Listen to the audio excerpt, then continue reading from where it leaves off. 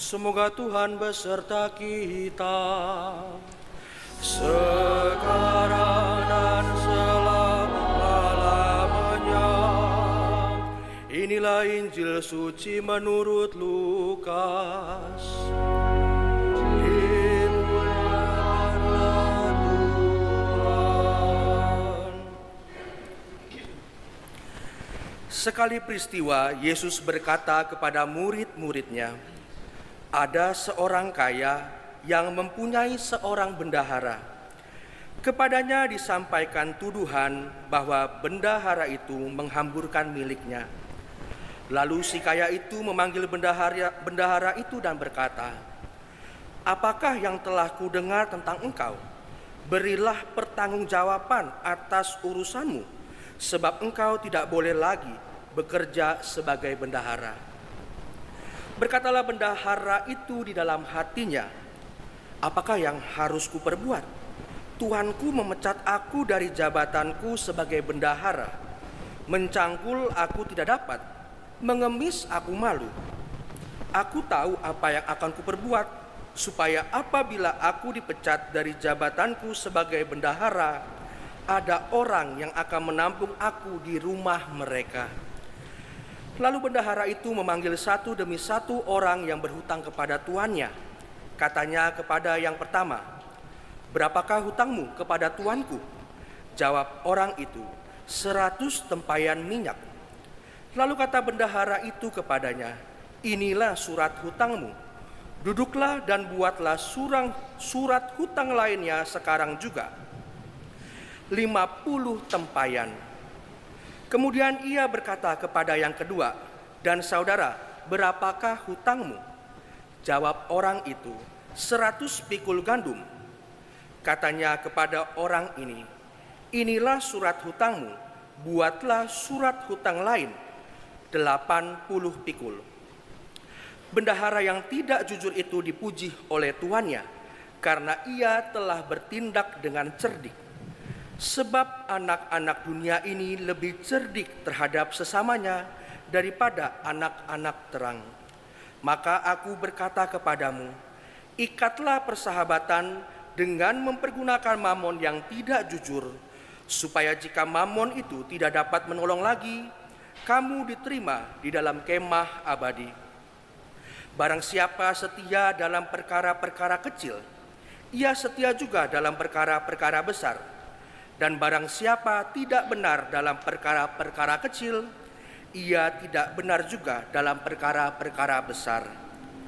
Jadi, jika kamu tidak setia dalam hal mamon yang tidak jujur, siapakah yang akan mempercayakan harta sejati kepadamu? Dan jika kamu tidak setia dalam harta orang lain, siapakah yang akan menyerahkan hartamu sendiri kepadamu? Seorang hamba tidak dapat mengabdi kepada dua tuan, karena jika demikian ia akan membenci yang seseorang dan mengasihi yang lain, atau ia akan setia kepada yang seorang dan tidak mengindahkan yang lain. Kamu tidak dapat mengabdi kepada Allah dan kepada mamon. Demikianlah sabda Tuhan. Terpujilah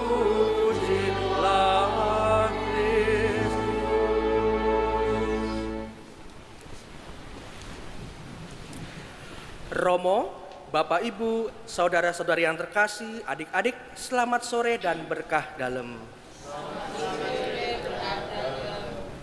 Perkenalkan, saya Frater Berry, saya tinggal di Kolese Santo Ignatius, sekarang menjalani studi teologi tahun ketiga. Saya sore hari ini sebenarnya agak grogi Bapak Ibu, kenapa? Karena saya bersama dengan Romo Agus begini. Kenapa kok bisa grogi? Dulu Romo Agus ini adalah frater saya ketika saya masih misdinar begitu. Saya masih kecil, Romo Agus masih kecil ya Romo dulu ya. Ya. Sekarang kami sama-sama bulat kepalanya begitu Bapak Ibu. Baik Bapak Ibu yang terkasih, bacaan Injil yang kita dengar hari ini seringkali dikaitkan dengan relasi antara manusia dengan mamon, atau dalam bahasa yang lebih duniawi mungkin soal harta atau uang. Pembacaan seperti ini tidak salah Bapak dan Ibu. Memang pada dasarnya bacaan Injil pada hari ini memang mengajak kita untuk tidak tergantung pada mamon atau harta. Akan tetapi lebih dari itu, Injil hari ini menjadi sebuah undangan konkret bagi kita sebagai umat beriman untuk bisa bertahan dan menjadi kreatif dalam situasi-situasi yang tidak mudah. Bapak dan Ibu, kalau kita cermati dalam bacaan Injil, kita melihat seorang bendahara begitu ya, yang berada dalam situasi sulit. Dia berada dalam situasi yang tidak mudah dan tampaknya dilihat oleh tuannya itu mungkin tidak perform begitu ya, atau mungkin dianggap telah menggelapkan uang tuannya. Dan tapi sebelum dia dipecat, ia sendiri punya akal.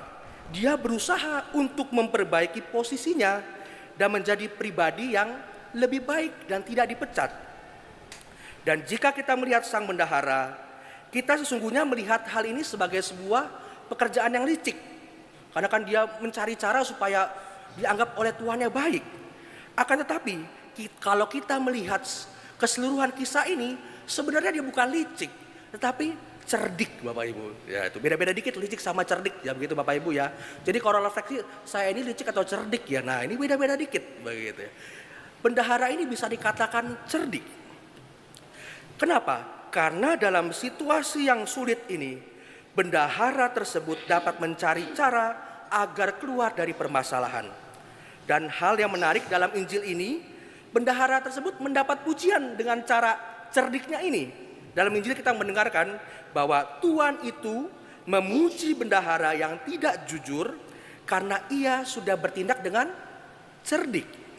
Sebab anak-anak dunia ini lebih cerdik terhadap sesamanya daripada anak-anak terang. Dan dari kisah ini kita melihat bahwa Allah menghendaki kita sebagai orang beriman untuk terus bertransformasi, mengubah diri kita. Sekalipun kita jatuh dalam dosa dan kesalahan, kita melihat bahwa bendahara ini mungkin melakukan kesalahan begitu, tetapi dia berusaha untuk berubah, bertransformasi dan dipuji oleh tuannya. Dan sebagai orang beriman, kita perlu ingat bahwa Tuhanlah satu-satunya sumber kekuatan dan iman kita. Hal-hal lainnya termasuk mamon dengan segala perintilannya adalah sarana yang seharusnya membawa kita kepada Ia, kepada Tuhan sendiri. Jika kita merasa bahwa kita ingin keduanya, tentu tidak akan mungkin. Ada kemungkinan bahwa kita akan meninggalkan salah satunya. Misalnya orang muda pengen punya pacar dua, pasti berat Bapak Ibu, dokunya ndak kuat begitu ya katanya ya nanti ya. Gak mungkin, hanya boleh pilih salah satu. Karena kalau kita mau dua-duanya pasti tidak akan seimbang dan adil. Oleh karena itu, perlu kita sadari dan terus tanamkan bahwa Tuhanlah satu-satunya andalan kita. Santo Ignatius Loyola, pendiri Serikat Yesus dalam latihan rohani, wejangan-wejangan rohaninya mengatakan bahwa manusia memiliki tujuan untuk memuji, menghormati serta mengabdi Allah Tuhan kita, dan dengan itu menyelamatkan jiwanya. Dan sementara itu, semua ciptaan lainnya di atas bumi diciptakan untuk membantu manusia mencapai tujuan tersebut. Nah, hal ini selaras dengan Injil hari ini. Mamon itu adalah sarana dan tujuan satu-satunya adalah Tuhan kita. Kita dalam Injil ini menemukan bagaimana bendahara sesungguhnya menggunakan uang dan kedudukannya secara tepat. Dan jika kita melihat, sesungguhnya kita tidak tahu persis mengapa bendahara ini mau dipecat. Jika dia korupsi, tampaknya buktinya sebenarnya sangat lemah Bapak Ibu dalam Injil. Sebab di awal dikatakan, kepadanya disampaikan tuduhan bahwa bendahara itu menghamburkan milik tuannya. Akan tetapi tuduhan tersebut tampaknya tidak berdasar. Buktinya apa? Kalau orang korupsi biasanya hidupnya enak atau enggak Bapak Ibu? Biasanya enak begitu. Katanya ya Bapak Ibu, saya nggak pernah korupsi soalnya ya. Katanya kalau orang korupsi hidupnya lebih enak. Tetapi bendahara ini dikatakan dalam Injil, dia dalam hati itu senewen begitu ya. Dia mengatakan bahwa mencangkul tidak dapat, mengemis dia malu, bahkan dia takut kalau dia dipecat dia tinggal di mana. Ada kemungkinan bahwa dia korupsinya itu tidak benar begitu Bapak Ibu. Dan hal ini menunjukkan bahwa dirinya memang dalam situasi yang sulit. Oleh karena itu, dengan cerdiknya ia mencoba untuk menyenangkan hati Tuhannya dengan mengelola mamon. Dari hal ini terlihat bahwa sang bendahara menggunakan uang dengan semestinya.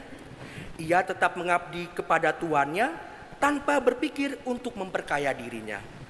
Bisa saja ia kabur, tetapi ia tetap ingin bersatu dengan tuannya.